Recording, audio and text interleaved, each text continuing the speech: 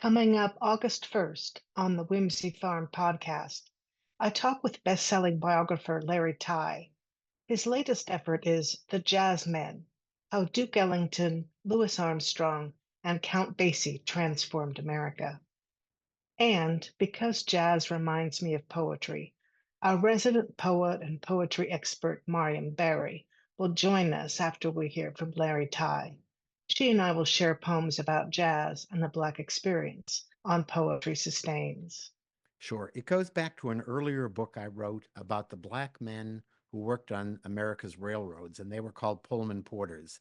And the Pullman Porters that I interviewed told me wonderful stories about their lives on the railroad, how they had helped kickstart in many ways the civil rights movement, and how they had played a unique role in American history, but how they also, having started just after slavery, how they reflected the full history of Black life in America.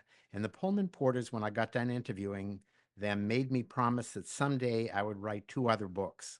One was on their favorite sports figure who they carried on the trains, who was a guy named Satchel Paige, a great Negro League pitcher. And I wrote that several years ago.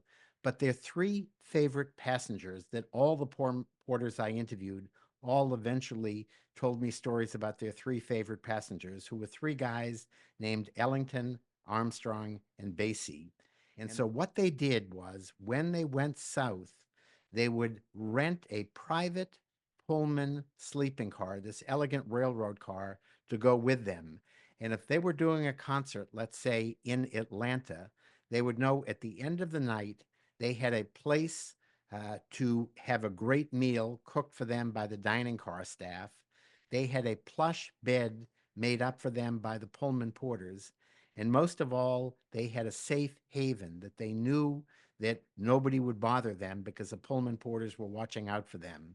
And so, what they did in return, in the middle of the night, in this closed capsule of the railroad car, is they would perform a private concert for the Pullman porters and for the dining car guys.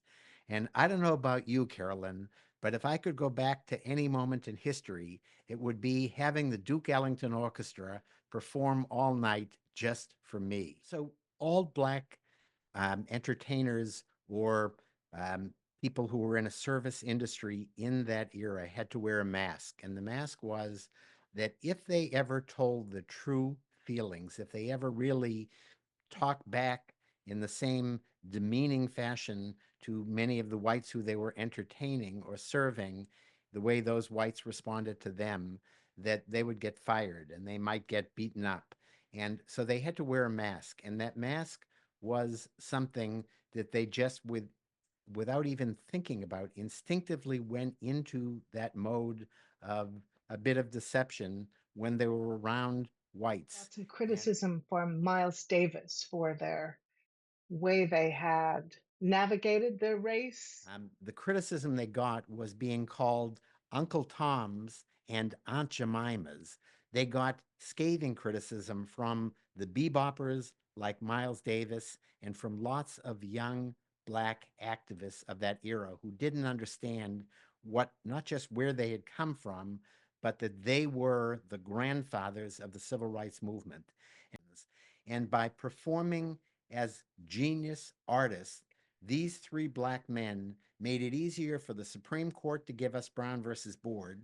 They made it easier for Malcolm X and Martin Luther King and all the other great civil rights leaders to get laws passed that changed American legal standards.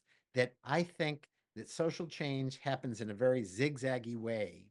And in a moment where some of us are distressed about what's going on in America, I think also I keep harking back to the words of Martin Luther King, but they could as easily have been the words of Duke Ellington or Louis Armstrong or Count Basie. Martin Luther King said, "The arc of history bends towards justice." We wear the mask that grins and lies. It hides our cheeks and shades our eyes. This debt we pay to human guile. With torn and bleeding hearts, we smile and mouth with myriad subtleties.